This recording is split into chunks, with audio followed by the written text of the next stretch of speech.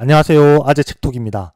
앞선 영상에서 군주정, 귀족정, 민주정 이야기를 하면서 마키아벨리가 왜 공화정이 가장 우월한 체제라고 생각했는지에 대해서 이야기했습니다. 그러면 이번 영상에서는 로마가 어떻게 공화정으로 가게 되었는지 얘기해 볼까 합니다. 로마에도 원래는 왕이 있었습니다. 처음에는 로마도 왕정이었다가 왕이 없어지고 공화정으로 가게 된 것이죠. 나중에는 공화정도 몰락하고 황제가 다스리는 제정, 로마 제국으로 가게 되었죠. 로마 최후의 왕은 타르퀴니우스라는 왕이 있었습니다. 이 타르퀴니우스 왕의 아들이 루크레티아라는 귀족 여성을 겁탈했는데 루크레티아가 치욕감에 못 이겨가지고 자살하는 사건이 일어났습니다. 이 사실을 알게 된 이제 로마 시민들이 분노해서 혁명을 일으켰고 결국 왕이 쫓겨났어요.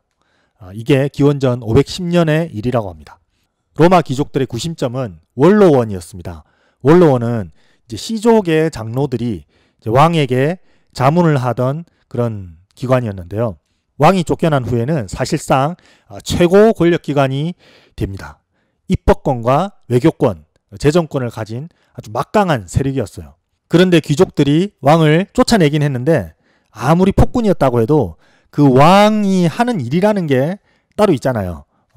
그래서 왕은 아니지만 왕과 비슷한 권한을 갖는 지위를 계속 유지시키기로 했습니다. 바로 집정관이라는 자리입니다. 왕처럼 종신직이 아니라 임기가 딱 1년이었던 점만 달랐죠. 요즘으로 치면 일종의 대통령인데요. 군사 업무가 강조된 대통령. 그래서 이제 전쟁터에 직접 최고 사령관으로 나갔습니다. 마키아벨리는 이렇게 해서 로마에서 군주정과 귀족정의 혼합이 이루어졌다라고 평가합니다. 왕을 쫓아냈지만 왕의 자리는 남겨놨다. 이게 아주 현명한 결정이었다라는 것이죠. 이렇게 귀족정과 군주정이 결합했으니 그 다음은 민주정이 들어와서 결합해야 되겠죠. 귀족들이 두려워했던 포악한 왕이 사라지니까 이번에는 귀족들이 평민들을 함부로 대하기 시작했습니다. 그래서 귀족과 평민 간의 불화와 대립이 끊이지 않았습니다.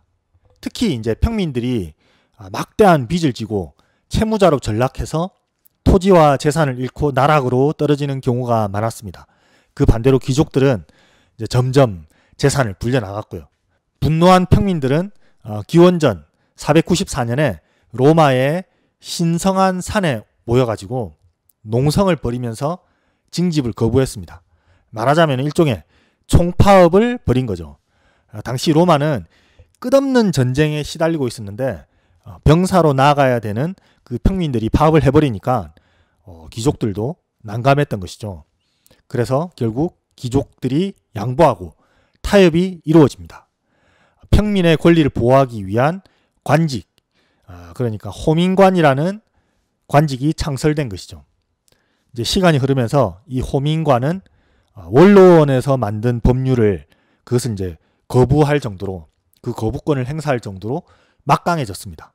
이제 정부 안에 그 이제 군주, 귀족뿐만 아니라 민중을 위한 자리까지 만들어져서 마지막 퍼즐이 공화정의 퍼즐이 딱 끼워진 거죠.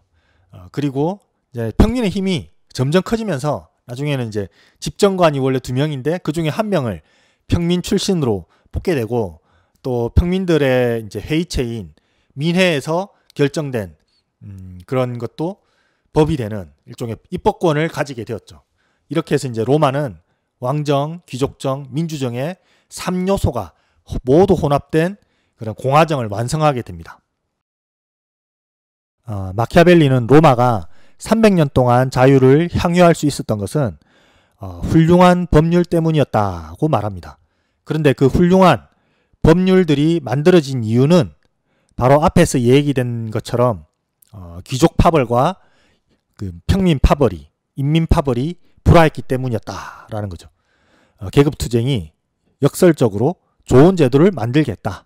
마키아벨리는 신중하고 현명한 귀족, 무식하고 무질서한 평민이라는 그 편견과 도식을 거부합니다.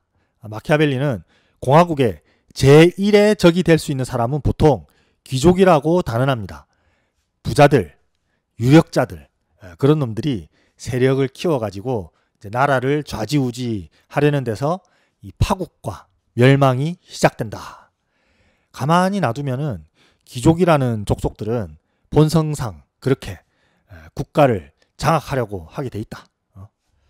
마키아벨리는 반대편에 평민, 인민도 욕구를 갖고 있다라고 말합니다. 인민의 욕구는 뭐냐? 바로 자유를 열망하는 겁니다. 귀족들, 세력가들의 횡포와 억압으로부터 자유롭고 싶다. 내 하루를 살아도 인간답게 살고 싶다. 마키아벨리는 자유를 열망하는 인민의 욕구가 절대 나쁜 것이 아니라고 말합니다. 인민이 자유롭고 싶어하는 그 욕구가 귀족의 야심, 국가를 독점하고 장악하려는 그 야심을 견제하고 제한한다는 거죠. 귀족이란 놈들은 원래 본성이 남을 지배하고 싶어하고 평민은 지배를 받지 않고 싶어한다.